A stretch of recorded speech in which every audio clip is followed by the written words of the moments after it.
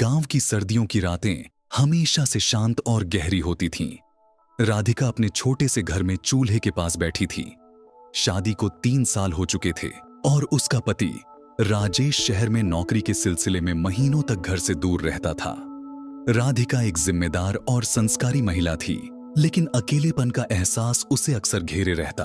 राजेश का छोटा भाई करण, जो अब 22 साल का था, कॉलेज की पढ़ाई के लिए गांव में ही रहता था।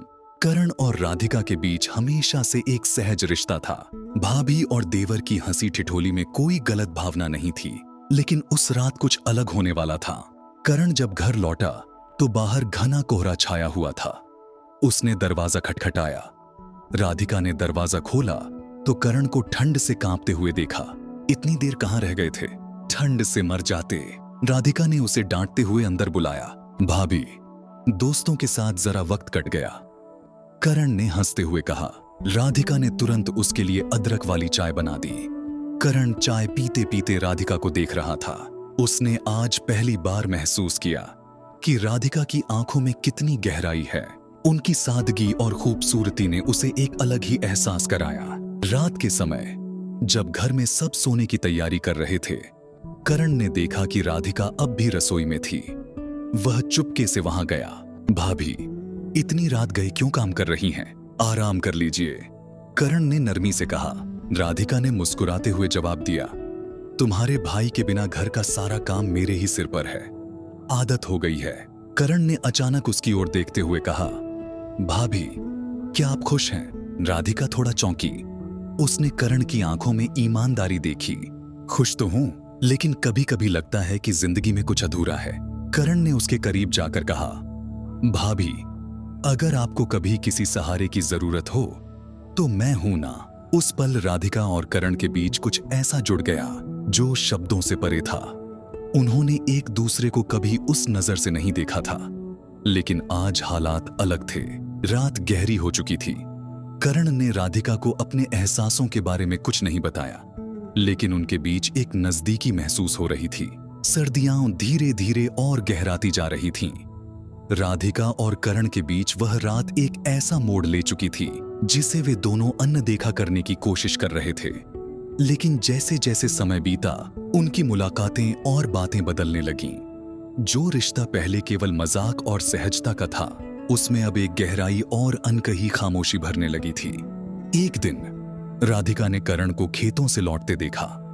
वह थका हुआ लग रहा था। करण, आ जाओ, मैं चाय बना देती हूं, राधिका ने कहा। करण चाय पीने के लिए बैठा और उसे ध्यान से देखता रहा। उसकी आंखें जैसे सब कुछ कह रही थीं। राधिका ने महसूस किया कि वह उसे टाल नहीं पा रही। क्या देख रहे हो? उसने झूठी मुस्कान के साथ पूछा। आपको कभी कभी लगता है कि आप मेरी जिंदगी में कुछ खास हैं भाभी, करण ने सीधे कहा। राधिका का दिल जोर से धड़कने लगा। उसने करण की बात को मजाक में टालने की कोशिश की, लेकिन वह जानती थी कि अब सब कुछ पहले जैसा नहीं रहा। वो रात, एक रात बिजली चली गई। घर में अंधेरा छा गया। राधिका ने मोमबत्ती जलाई और करण के कमरे में गई। बाहर कुछ सुनाई दे रहा है, शायद कोई जानवर होगा। डरिए मत भाभी, मैं बाहर जाकर देखता हूं, करण ने कहा। करण ने बाहर का मुआयना किया और वापस आकर देखा कि राधिका कमरे में उसकी प्रतीक्षा कर रही थी। वह थकी हुई लग रही थी।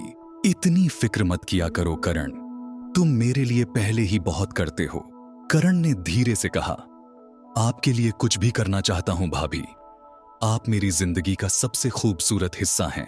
राधिका ने उसकी आंखों में देखा। वह खुद को रोक नहीं पाई। करण ने धीरे धीरे उसका हाथ थामा। यह गलत है करण, राधिका ने धीमी आवाज में कहा, लेकिन उसका दिल उसे रोकने की कोशिश नहीं कर रहा था। गलत और सही का फैसला दिल से होता है भाभी, और मेरा दिल कहता है कि आपसे जुड़ना मेरी सबसे बड़ी खुशी है। रात के अंधेरे में दोनों के बीच की हदें टूट गईं। राधिका ने पहली बार अपने अकेलेपन का अंत होते देखा। करण ने उसे वह सहारा दिया जो वह इतने समय से खोज रही थी।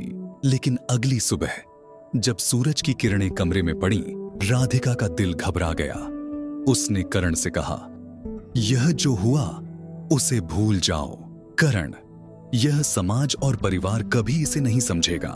करण ने उसकी ओर देखते हुए कहा, भाभी, मैंने जो महसूस किया वह सच्चा है, लेकिन अगर आपको लगता है कि इसे यही खत्म होना चाहिए, तो मैं आपकी खुशी के लिए पीछे हट जाऊंगा। राधिका की आंखों में आंसू थे। वह जानती थी कि जो हुआ वह समाज के लिए गलत था, लेकिन करण की सच्चाई और उसकी ईमानदारी ने उसे और भी उलझा दिया।